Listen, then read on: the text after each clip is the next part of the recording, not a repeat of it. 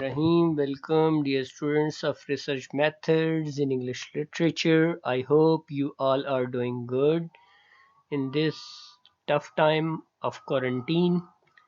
Today we'll start our lesson of research methods by talking about one particular aspect that goes or leads us to the archives, history, something that is old, antique, unique, and people who are interested in conducting research in those particular areas would be very much interested to see and to understand how the aspect of you could say uh, history interests them or that allows them to go into you could say in-depth study where they could understand various aspects that are enticing for them. For this, we'll go back to research methods in English studies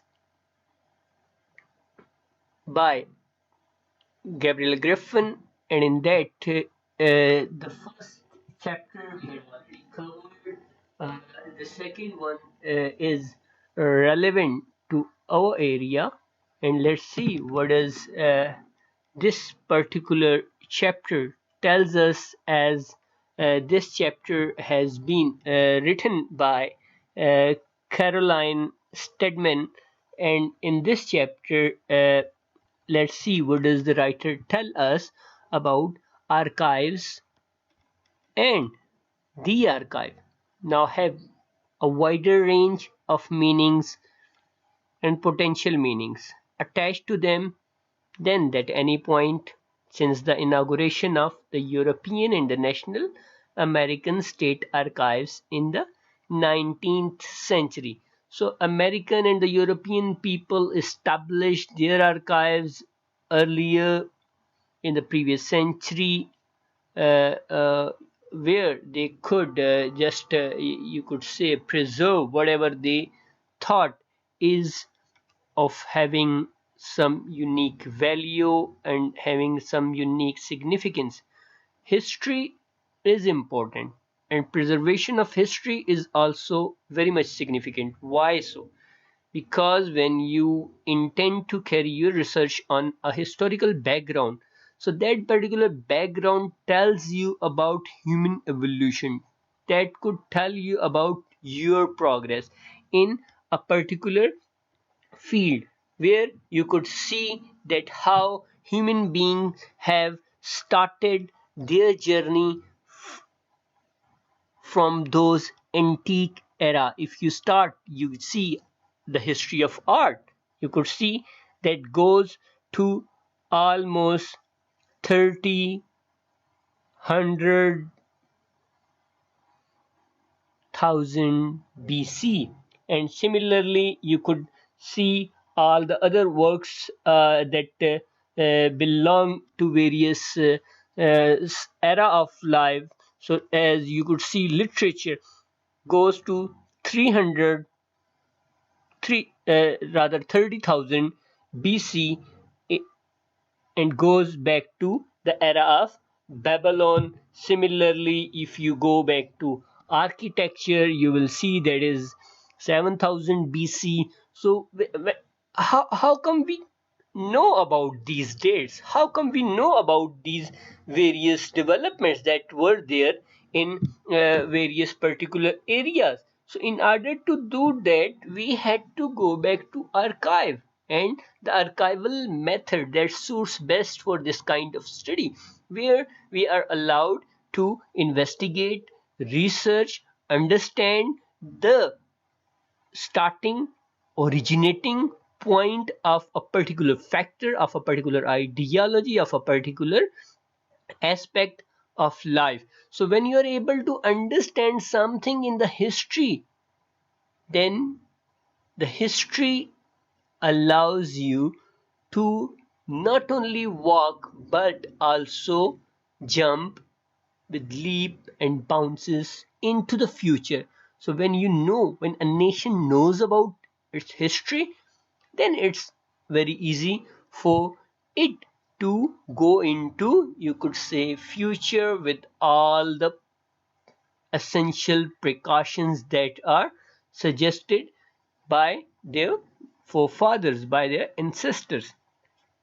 So this particular aspect, Jacques Derrida's compelling philosophy of the archive in Mal the archive favor, in which the arc of the Greek city state is named at the place where things begin, where power originates, with powers working inextricably for all the times, bound with the authority of beginnings, origins, starting points. So archive leads us to the starting points, and those starting points we can see also from the Freudian concept of romance, of where the intention is to find all the lost things, names, whatever there may be, things gone astray, misled, squandered, wasted. So everything that is lost, everything that is forgotten, going to that particular area, that particular aspect would allow you to understand that origin of something. So from these philosophical shores of archive, and even further from this entirely imaginary country, house, monument, room, the education system has extended the meaning of archive. A class of 8 years old set to do a local history project will learn to call the tape recordings of older people who used to work at the battle factory, little bits and pieces of memorabilia, postcards, photocopies of a Russian book, and their own drawing of how they imagine the battle factory to have been in 1955, and archive. So any person belonging to this era would, if like, to go back and understand one particular aspect. It should be a lot easier for the person if the people belonging to that particular era are alive, such as partition time. We have many people. Still, we are living at a time where we could investigate what happened at the time of partition, what was there. We could go sit with the older people instead of what? Social networking, playing games, engaging ourselves in useless Facebook groups where nothing concrete is being talked about. Look at the fun level of this coming generation. Look at the talks, look at the ideologies. Everything is so demeaning. But if you want to learn something, you have to learn it from that particular time period of history, where you have to understand it is these are the people who are saints, these are the people who are sages, these are the people who are wise. So from their understanding of those historical factors, you could be easily be able to understand what is going on into the future. As you could talk about partition, similarly you could talk about the era of 60s, 70s, all those wars, then 80s, as you know, that was not a very good time period as far as the ideology of the nation was concerned. That was shaped, directed into one particular direction that still affects us in a longer way. So that a bundle of your own love letter, record, sleeve, and the bus ticket that took you to the first momentous encounter all make up your own personal archives. So personal archives are also very much significant, where you could understand any particular aspect related to that particular ideology. So also you could say Carolyn talks about various historical implications that public archives were a first building block of the modern nation state and the nation identity. Their interest in is in registration, naming, cataloging, archivization as an aspect of totalitarianism. Both of them describe the character of an archivist made through authority, rigid job specification, and personal timidity. What is it? It according to these are the archival people who started recording things. So when the things went into documentation, so that based what the time, or it paved path for this coming modern generation, where it is the state that likes to exercise complete control of recording, registration. As you could see that there was one person in that you could say Aurat Azadi March. He was of the opinion that these you could say nikah namas or marital contracts, they were not there before you could say 70s or 60s. So these written documentation have started giving states a kind of control over the identity, or a kind of control over the authority.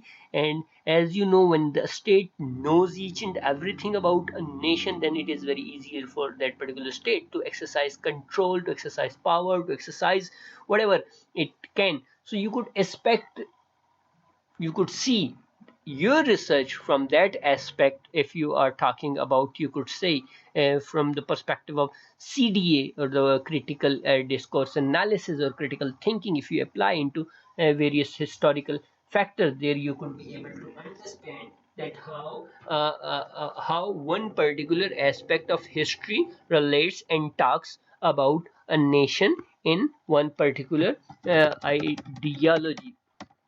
So a self-characterization as unavoidable keeper of countless objects of desire is interesting for those who have worked on literary papers.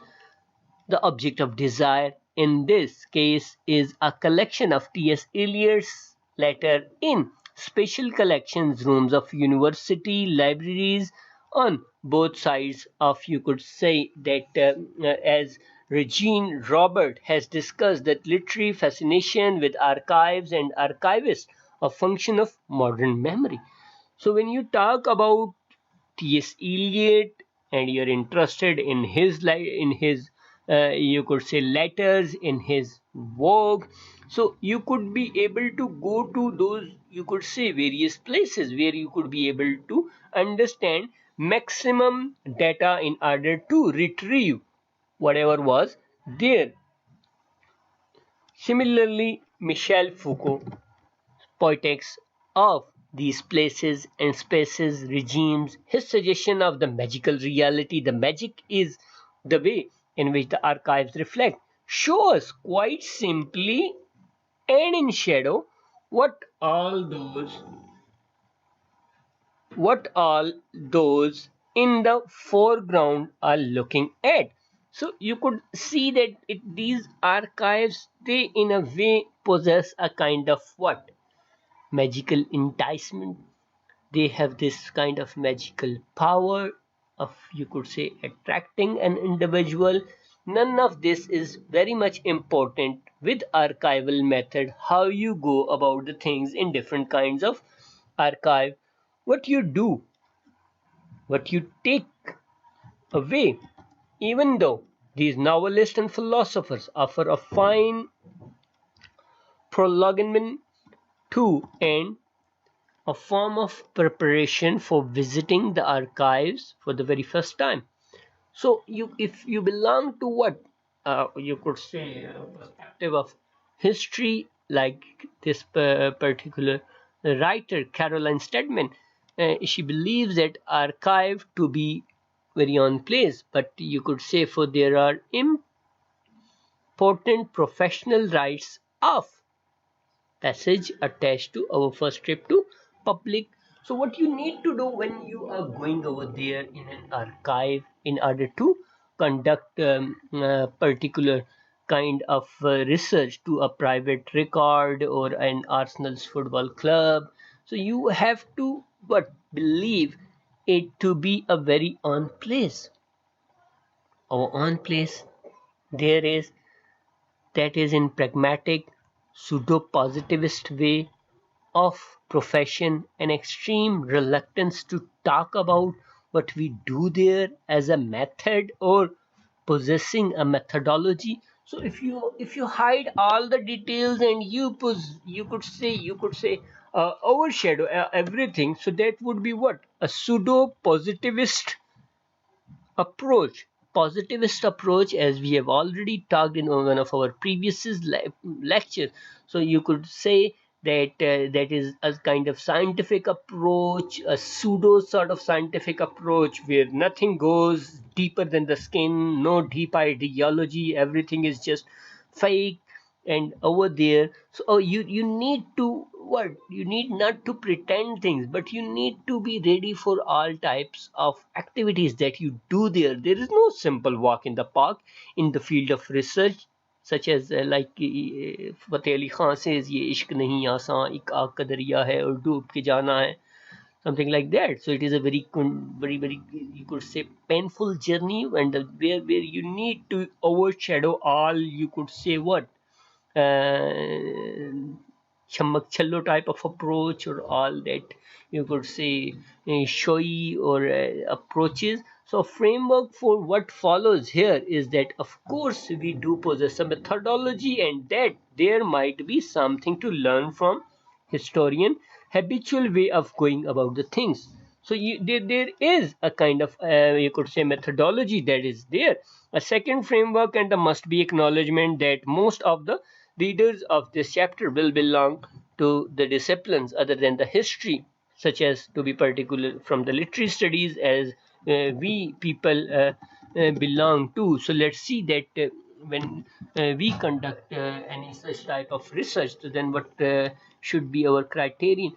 So they must go to them with a series of questions, and there they must collect information by either note taking, transcription, or photocopying.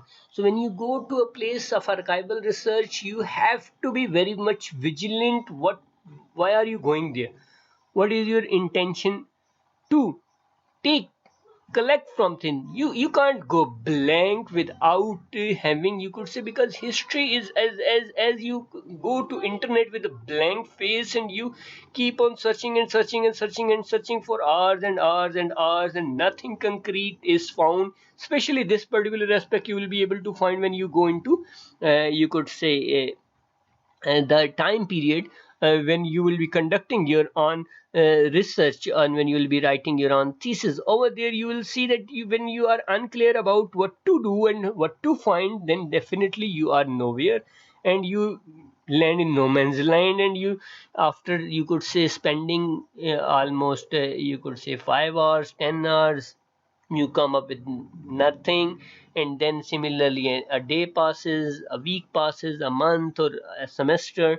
So when you have no clue where to start, how to start, then the problem for you is very serious. Over there you are unable to, you could say, cope up with particular situation. So you need to be very specific what to do and how to do.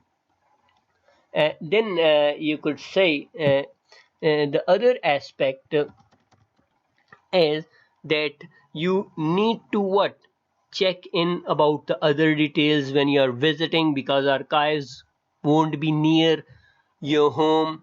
You need to take some trains. You should have the, you could say, the timings of opening hours, closing hours.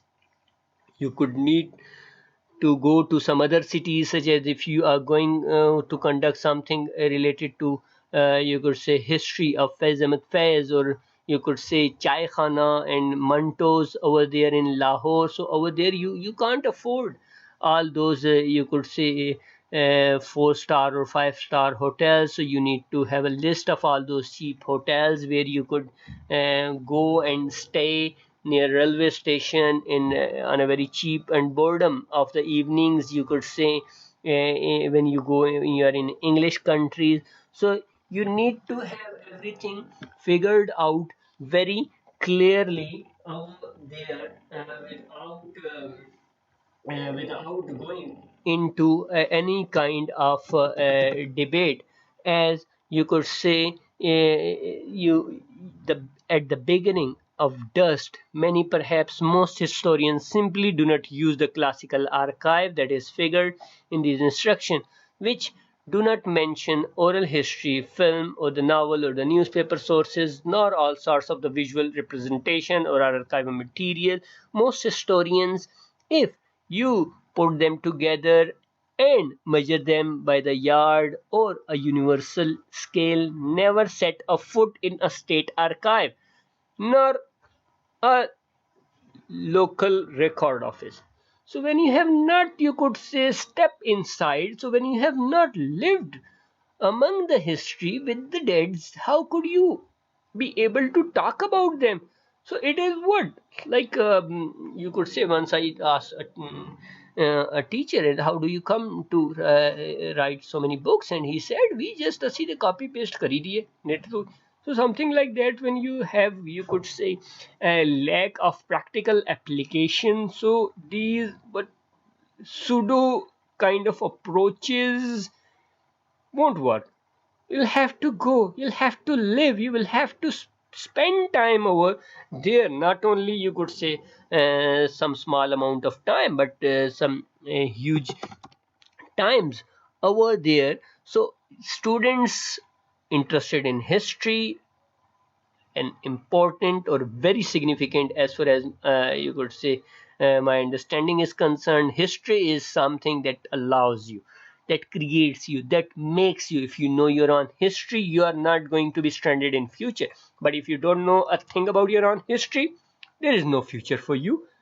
And that is what has already has happened to Pakistani people. See, we still are confused. Urdu, English, Punjabi, what to speak, what to write, which is the language, and you see, even till this time, we have no idea, no clue where to start, and what is, you could say, the status of English language, and what is the status of Urdu language, and where are those, you could say, boundaries, and what to do. Still the debate is going on. If you sit among the people of Urdu literature, they are all the time against talking about English and this kind of, and they talk about the superiority of uh, their own national language. But if you talk about, if you sit with the people of English, they'll talk about that, those aspects in the, you could say, contrary terms. So PhD students, and about asking questions to do the origins, and you could say, the origins and purposes of the documents they are consulting, who collected them, why, what are they doing there. We can give advice about how, you could say, to survey and manage a very large file, about how to manage their time and all those things, and especially your on, you could say, money. That is also very important thing in that particular time when you are there. So you need to be very much concerned about all the practical implications over there when you go to a kind of archive, and like it is nowhere else. The moment and you leave the depressed country, town, have to head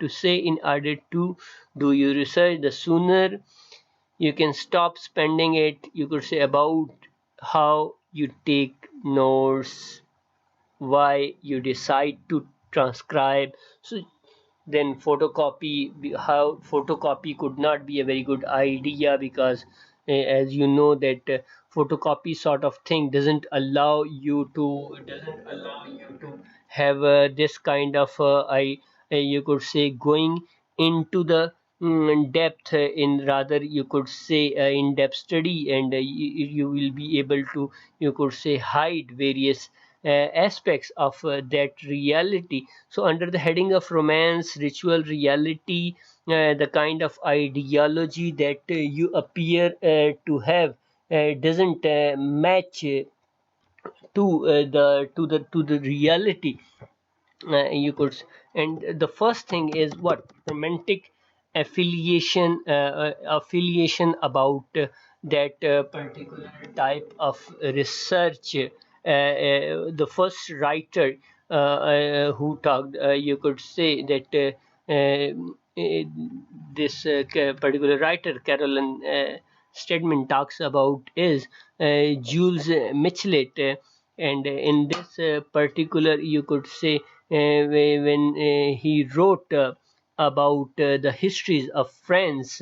So he was the first historian, he was the first you could say child of romantic movement. So when he wrote about breathing in the dust of the dead and making them live as they were, you could say, as they had really done before, though such an act of incorporation is the focal point of that particular book. So that is what the idea, the phrase, see, breathing in the dust of the dead. So you cannot write about a significant history when you are unable to breathe in that particular dust, when you take care of your fancy dresses, of your you could say of having fear of dirty dresses. So over there, then go home. The archival research or that type of research is not research where you belong to, and you should have but selected some other field. So when you are there, then मिटा दे अपनी हस्ती को अगर कुछ मर्तबा चाहे कि दाना खाक में मिलकर गुलो गुलजार होता है, something like that. So you have to just remove your own you could say huge fantasies. There is no like this is what a kind of fakirana world. So when it was by reading Michelet that I first understood history writing in generic terms as a form of magic realism, with the historian's contribution, not the mountains, you could say, that the move, the girls that fly, the rivers that run backwards, but every day, and prosaic act of making the dead walk and talk.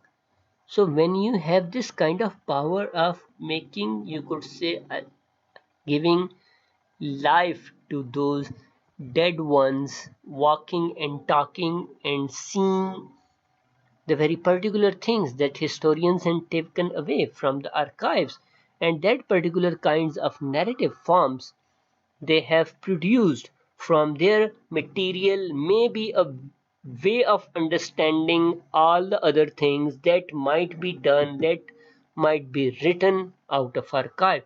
So when such things are written, done in those archives, then definitely you have a lot of margin of producing something unique, something valuable, something creative, something worth presentable for the people of you could say uh, uh, distant worlds, where you could tell them that what historical significance that particular era or that particular ideology or that particular time period or anything at the aspect that you choose to work on entailed. So when you have this kind of ideology of working